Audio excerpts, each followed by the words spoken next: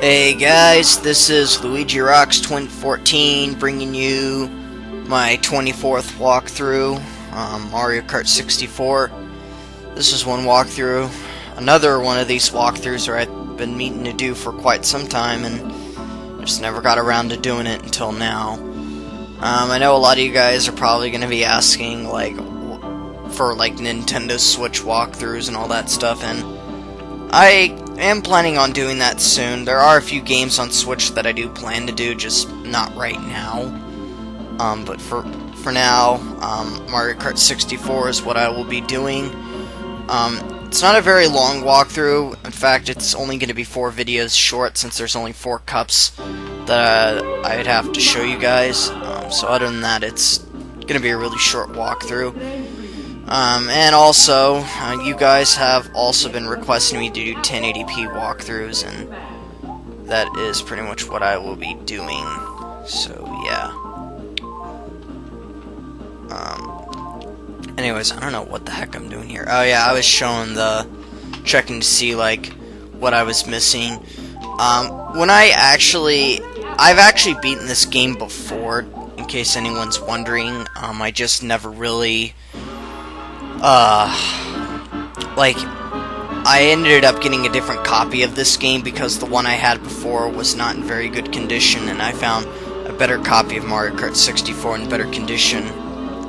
So, I went with that copy, and because of that I ended up having to erase all my data and start a new game, since the data is not stored into the Nintendo 64 memory, but the cartridge itself. So yeah, I'll definitely be having to restart through everything. 150cc is what I will be doing. I just don't know if I do know that I will be finishing up all those other cups on 100cc. I'll just be doing all of that off camera since I don't see a reason why it needs to be shown on screen.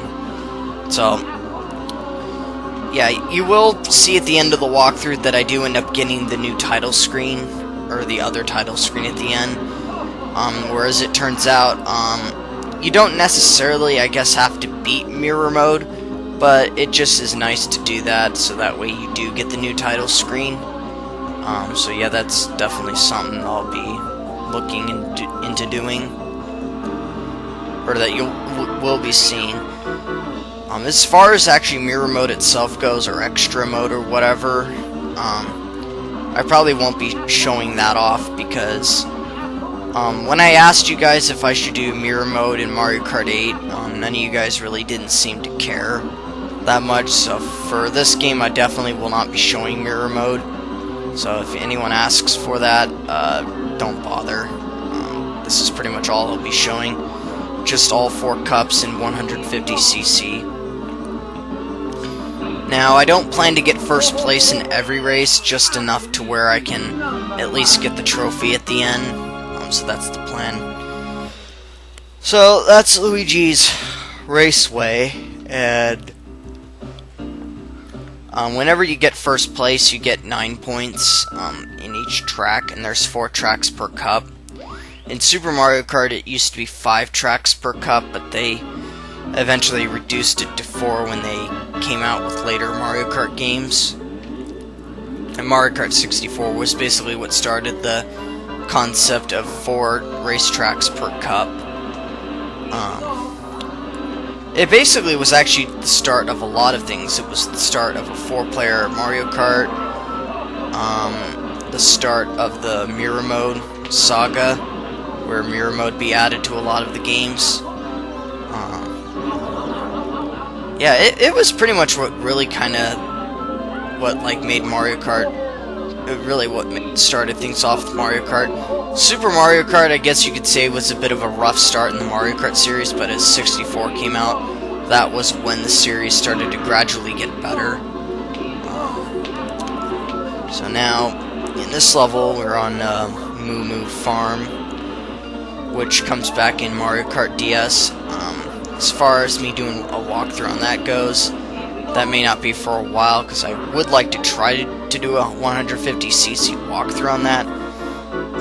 Although I don't know if that's actually possible.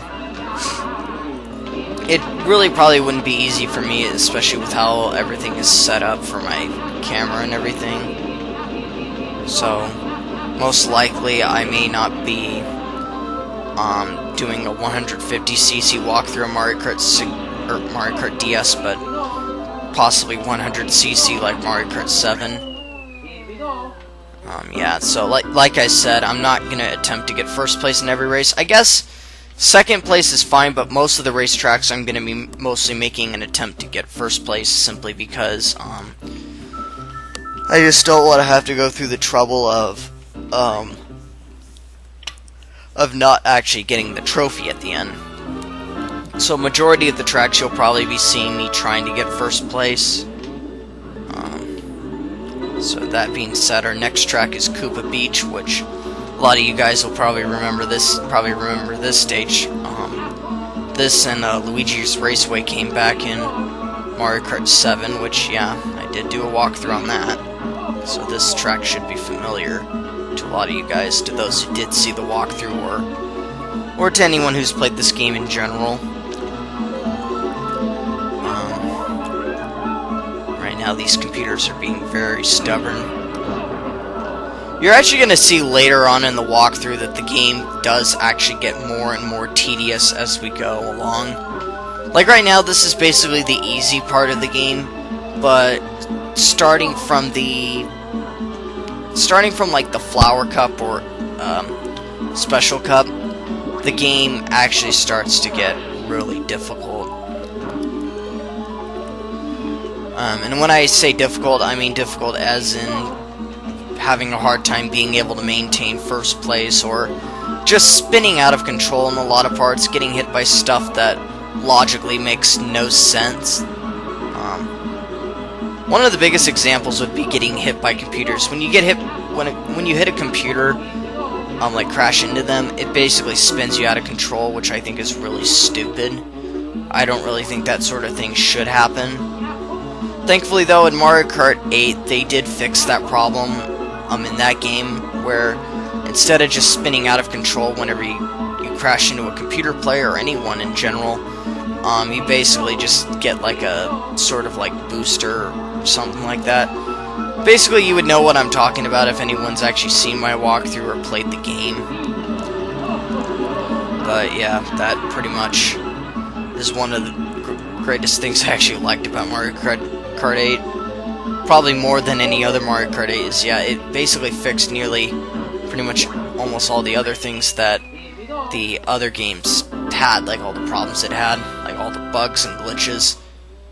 Because with this game, and I don't know why, but I feel like with Mario Kart 64, I felt like this game was completely rushed. Like there were a lot of bugs that Nintendo never really had time to fix. Like I felt like this game could have been way better if they had fixed some of the bugs that were happening in this game, especially with the whole situation with computers just constantly overpassing you. Or there's even been situations where even when I was recording this, where computers would like overlap me, which I thought was kind of stupid. And basically here I tried to overpass this train, and you can see it did not work out.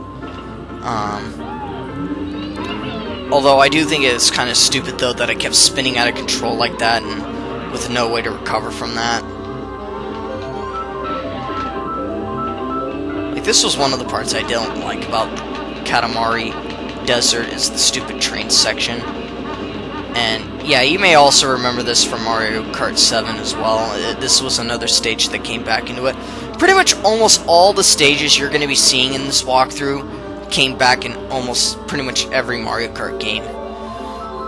One thing I will say is the only stage, as far as I'm aware, that did not actually make a return in this game is Wario Coliseum, which you will see when we play through the Special Cup.